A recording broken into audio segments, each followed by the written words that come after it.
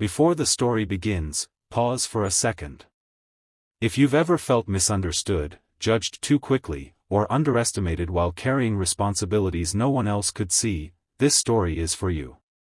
Make sure to like this video, subscribe to the channel, and stay with me until the end, because what begins as pain will turn into something deeply powerful. The first time Daniel Reed met her, he was standing in a worn-out hoodie, holding his sleepy 5-year-old son in one arm and a folder of blueprints in the other, praying he wouldn't be late again. The lobby of the glass tower buzzed with quiet confidence, polished shoes, tailored suits, people who looked like they belonged. Daniel never felt like he did. When the elevator doors opened, a woman stepped out, sharp-eyed, composed, radiating authority. She glanced at him, then at the child clinging to his shoulder, and a small smile crossed her face. To Daniel, exhausted and already defensive, it felt like mockery. Like she saw him as just another struggling single dad who couldn't keep up. He lowered his gaze and moved aside, his jaw tight with humiliation.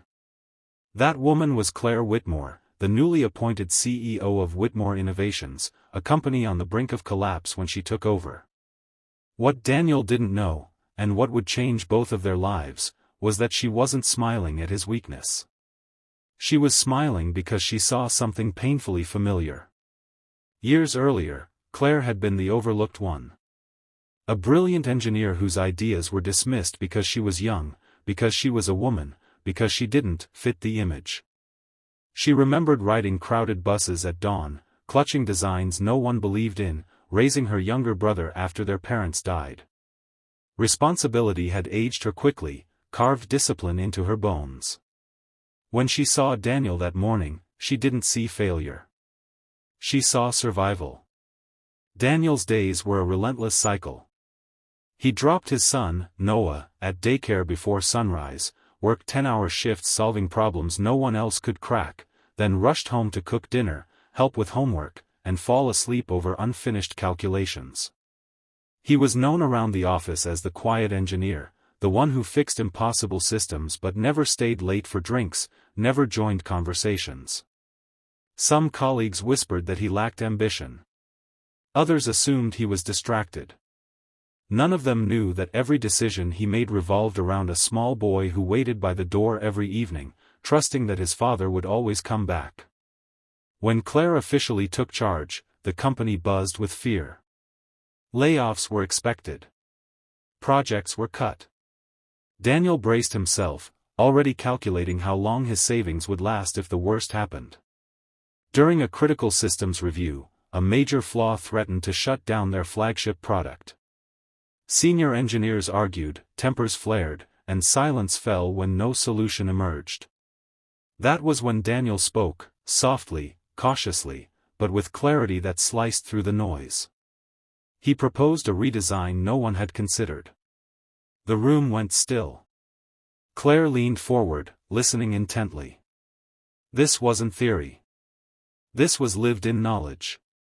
When the solution worked, saving millions, she requested Daniel's file. That evening, she stayed late reading it, noting the years of overlooked contributions, the patents never credited, the recommendations quietly ignored. Something hardened in her chest, not anger, but resolve. The next weeks were difficult. Daniel was called into meetings he didn't feel prepared for, challenged by executives who questioned his ideas. At home, Noah grew anxious, missing his father at bedtime. One night, Daniel overheard co-workers joking that he must have charmed the CEO to rise so quickly.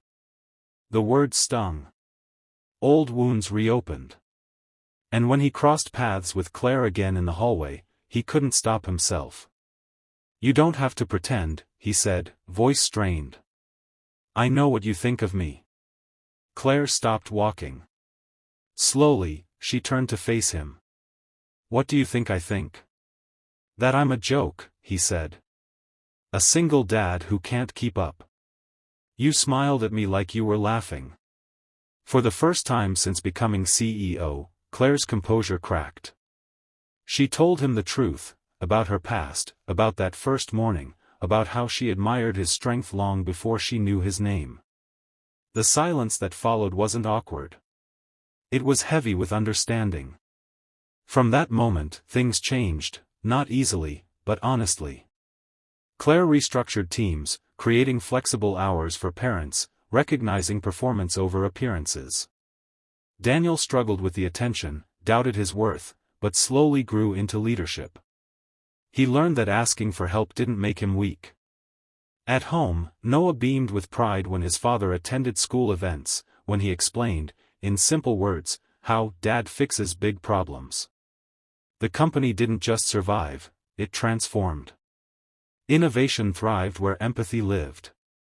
And Daniel realized something profound: the smile he once thought was mockery had been the first sign that someone truly saw him. By the end, Daniel stood on a stage, presenting a breakthrough that would define the company's future. Claire watched from the side, not as a savior, but as someone who believed when belief was rare. Daniel looked out at the audience, then back at his son in the front row, and understood that success wasn't about titles or towers of glass. It was about being seen, and learning to see others the same way. So if you've ever felt judged at a glance, remember this: the world may misread you, but that doesn't diminish your worth.